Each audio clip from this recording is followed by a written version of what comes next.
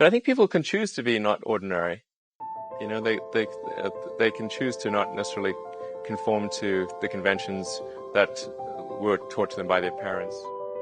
Yes, I think it's possible for ordinary people to choose to be extraordinary. I think also just don't be afraid of new arenas. You can get a book, you can learn something, and experiment with your hands, and just make it happen. Find a way or make a way to get something done. Not being motivated personally by money is not the same as saying that I think SpaceX shouldn't make money. In fact, it's very important that SpaceX is profitable, or we will not be able to earn the money necessary to continue future development. It's like the Nike slogan, just do it. Just showing up is half the battle. You got to try hard to do it, and don't be afraid of failure. You also need to be rooted in reality. So you shouldn't. It's easy to get high in your own supply. You've got to not be afraid to innovate, but also don't delude yourself into thinking something's working when it's not, or you're going to get fixated on a bad solution. You go to the very basic laws of physics, the things to which we believe to be extremely well demonstrated. In other words, the reason they call it a law is that no one has ever demonstrated an exception to that, ever.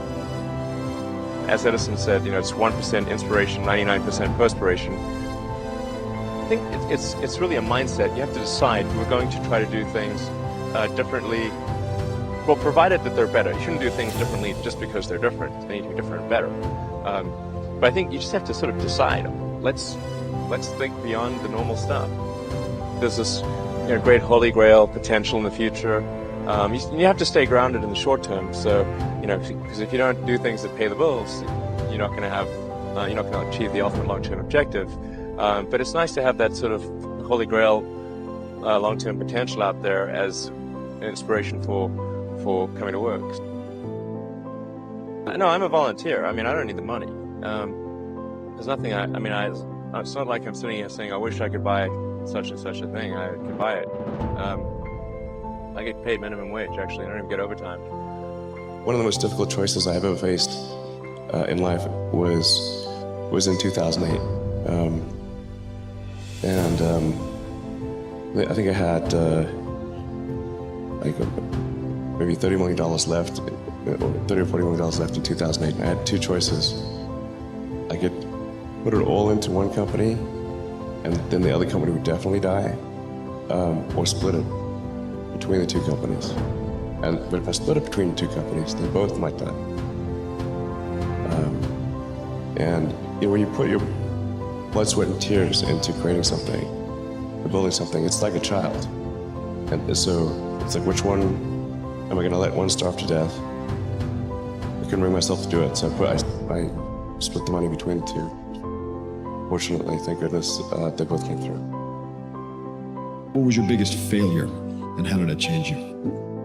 Well, there's a ton of failures along the way, that's for sure. Except for, as I said, for SpaceX, the first 3 launches failed. And we were just barely able to scrape together enough parts and money to do the 4th launch. If that 4th launch had failed, we would have been dead. So multiple failures along the way.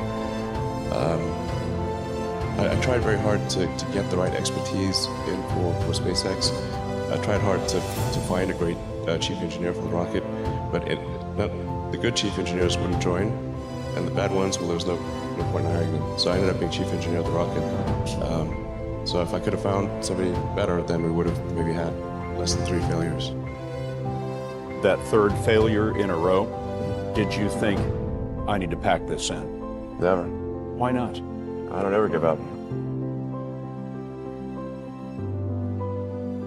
So many people tried to talk me out of starting a rocket company. It was crazy. One good friend of mine collected a whole series of videos of rockets blowing up and made me watch those. He just didn't want me to lose all my money.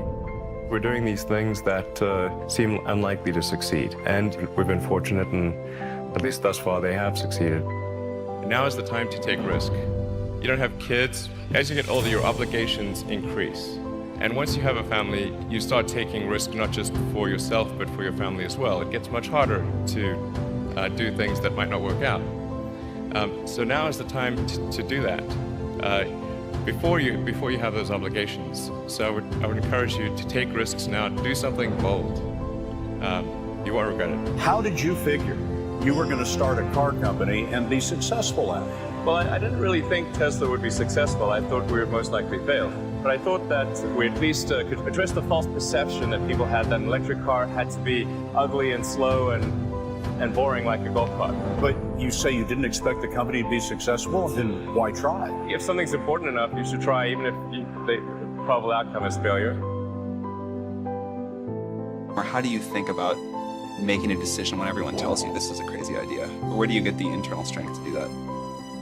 Well, first of all, I'd say I actually think I feel fear quite strongly. So it's not as though I just have the absence of fear. I feel it quite strongly. But there are just times when something is important enough, you believe in it enough, that you do it in spite of fear.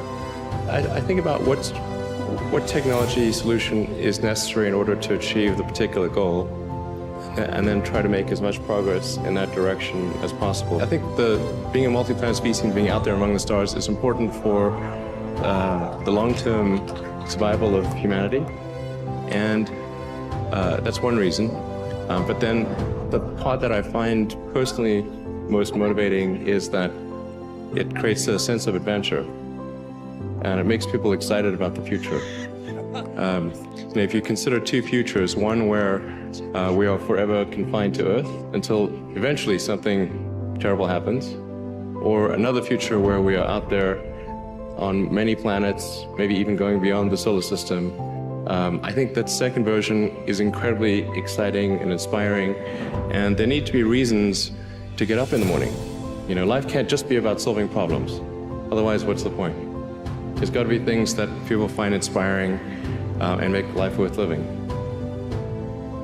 When my brother and I were starting our first company, instead of getting an apartment, we just rented a small office and we slept on the couch.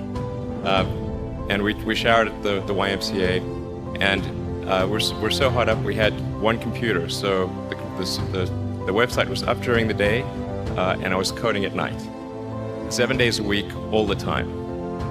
And I sort of briefly had a girlfriend in that period, and in order to be with me, she had to sleep in the office. So work hard, like every waking hour. That's the thing I would say particularly if you're starting a company. Whatever area that you get into, given that even if you're the best, there's always a chance of failure. So I think it's important that you really like whatever you're doing. If you don't like it, life is too short. If you like what you're doing, you think about it even when you're not working. I mean, it's something that your mind is drawn to. And if you don't like it, you just really can't make it work, I think.